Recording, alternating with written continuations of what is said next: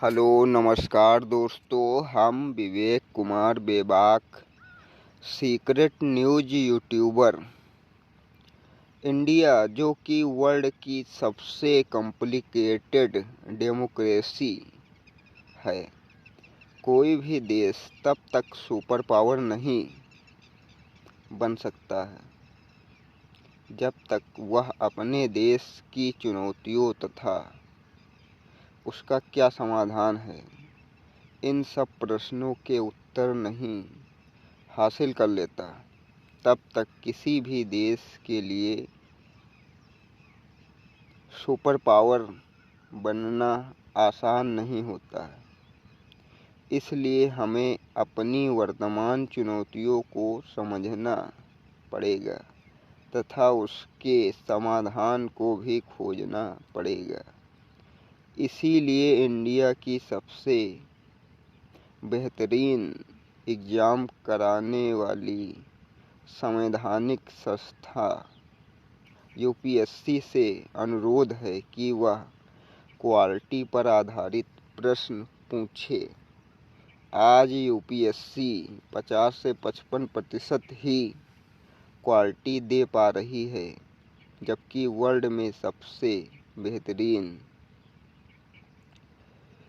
Civil servant England तथा China से निकल रहे हैं, क्योंकि इंग्लैंड तथा चाइना की सिविल सेवाओं में 65 से 70% क्वालिटी पर आधारित प्रश्न पूछे जाते हैं।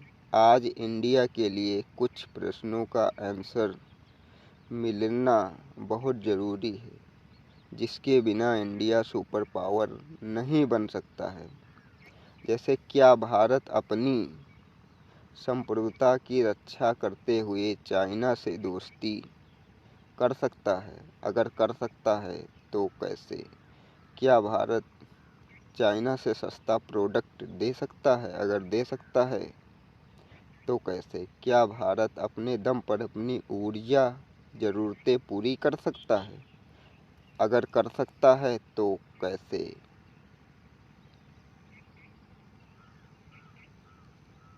किसान समस्याओं को कैसे दूर किया जा सकता है? बेरोजगारी की समस्या को कैसे दूर किया जा सकता है? हम भारत को विश्व गुरु कैसे बना सकते हैं? क्या बैंकों को दिवालिया होने से बचाया जा सकता है? अगर बचाया जा सकता है तो कैसे? इन सब प्रश्नों के आंसर मिलना बहुत ज़रूरी है, तभी इस देश में बेरोजगारी कम हो पाएगी तथा देश में बढ़ती अव्यवस्था को दूर किया जा सकेगा। 1990 से किसान समस्याएं इतनी जटिल हो गई हैं कि आज किसान मजबूरी में खेती करना चाह रहा है, अगर उसको अन्य विकल्प मिले तो वह खेती नहीं करेगा, क्योंकि आज एग्रीकल्चर में जीडीपी का योगदान 17% रह गया है।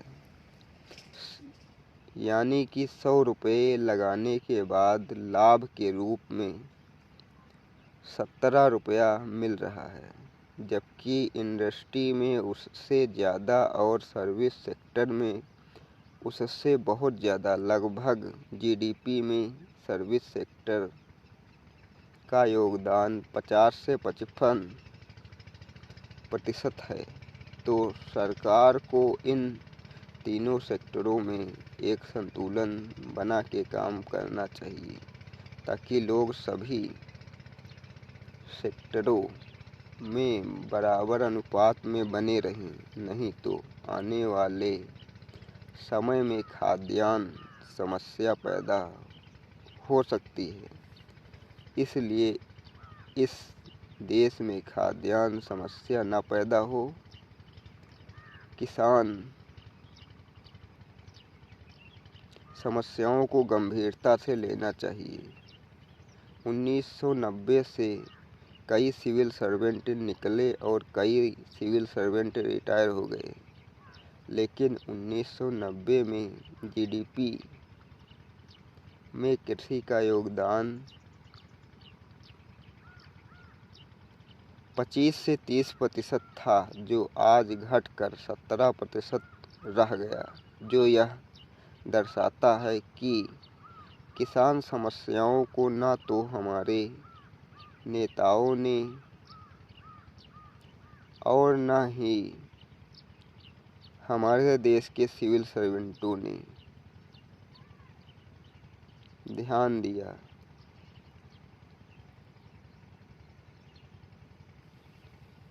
या फिर बहुत कम ही ध्यान दिया। यूपीएससी से हम्बल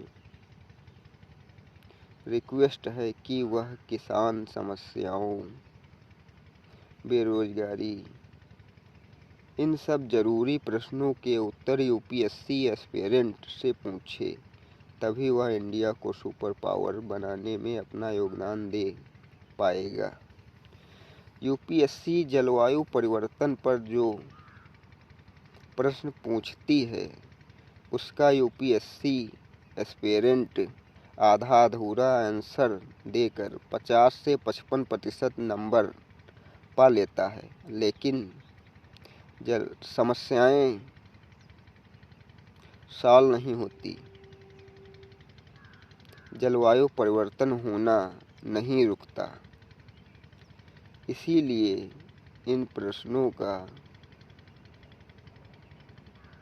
जो स्टूडेंट 65 से 70% आंसर दे, यूपीएससी उसी एस्पिरेंट को जॉब दे, तभी इंडिया सुपर पावर बन पाएगा।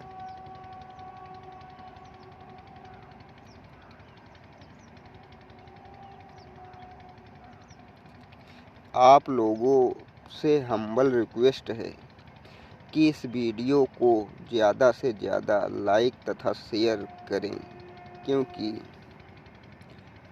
हमने इस वीडियो में जिन क्वेश्चनों को उठाया है, उन क्वेश्चनों पर यूपीएससी बहुत कम क्वेश्चन पूछती है।